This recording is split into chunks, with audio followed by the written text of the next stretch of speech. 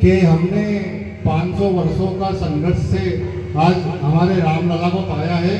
तो ये निवेदन है कि आगे ऐसी कोई गतिविधि ना हो जिससे हमें फिर देखना पड़े।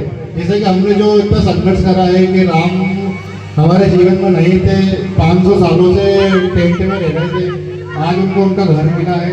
जैसे नरेंद्र मोदी जी ने प्रधानमंत्री आवास योजना चालू करी है, तो उनमें राम जी को भी घर मिला है। तो ये सब बहुत खुशी की बात है। मैं कोई इतना ज्ञानी नहीं हूँ, कोई इतना महान पंडित नहीं हूँ जो मैं राम के ऊपर कुछ कह सकूँ, लेकिन मैंने कुछ प्रयास करा है राम के ऊपर कहने का। तो मैं आपको राम की महिमा, राम के नाम की महिमा का थोड़ा सा बखान करूँगा। अगर कुछ गलती हो जाए तो आपका छोटा बालक समझ के मुझे माफ कर देना। राम का नाम इतना महान, इतना पावन है कि धोखे से भी अगर कोई गलती से भी राम का नाम लेता है तो पुराण कहते हैं कि शिव जी मतलब पार्वती से कहते हैं कि अगर धोखे से भी कोई राम का नाम ले लेता है तो मैं उसको मतलब उस प्राणी को 3 बार में प्रणाम करता हूँ।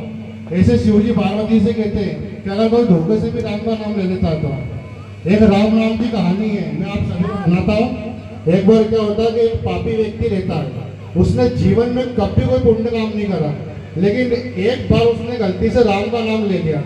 अब वो मरने के बाद पहुंचा यमराज के पास, तो यमराज जी से चित्रगुप्त जी ने बोला कि प्रभु इसने तो जीवन भर अधम पाप किया है, कुछ मतलब पुण्य कर्म नहीं किया है, लेकिन इसने एक बार राम का नाम ले लिया, तो इसके साथ क्या किया जाए।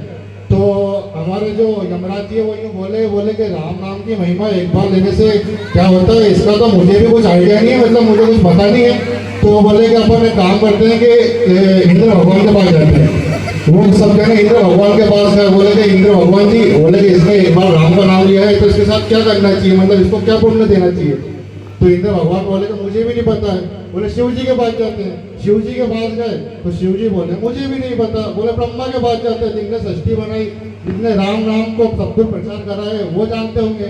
तो वो ब्रह्मा जी के पास गए। ब्रह्मा जी बोले कि मुझे भी नहीं पता राम नाम की महिमा। ब्रह्मा जी बोले कि जिसका नाम है ये, अपन उसी के पास चलते, मतलब स्वयं साकेत धाम श्री राम जी के पास गए। अब श्री राम जी के पास गए तो उन्होंने बोला प्रभु, बोले इन्होंने कभी जीवन में एक बार भी पुण्य नहीं किया, लेकिन आपका नाम एक बार ले लिया है, तो इसके साथ क्या करना चाहिए। तो राम जी बोले जिसको ब्रह्मा, जिसको विष्णु, इंद्र, यमराज खुद मेरे पास लेके आ रहे हो, तो ये राम के नाम कितनी बड़ी महिमा है, ये बहुत बड़ी महिमा है। मतलब राम का नाम बहुत बड़ा है, इसलिए अपने जीवन में राम को उतारे। हम राम मंदिर बना लिया, हमारे घर में राम लला आ गए, लेकिन हमारे अंदर भी राम होना बहुत जरूरी है। ताली बजाओ भैया। हमारे अंदर राम नहीं होगा तो हम राम की पूजा नहीं कर पाएंगे। राम हमारे आदर्श है, उन्होंने कभी भी किसी का गलत नहीं कहा, तो हमारे मन में भावना होनी चाहिए कि हम किसी का कभी गलत ना करें, किसी के लिए मन में द्वेष ना रखें। हमारा पड़ोस वाला हमसे आगे बढ़ रहा है तो उसके बारे में ये जलकर ना खाक हो जाए कि वो आगे क्यों बढ़ रहा है, क्योंकि राम का ये कहना नहीं है। अगर आप राम के भक्त हैं तो राम का ये कहना है कि हमेशा सात्विक जीवन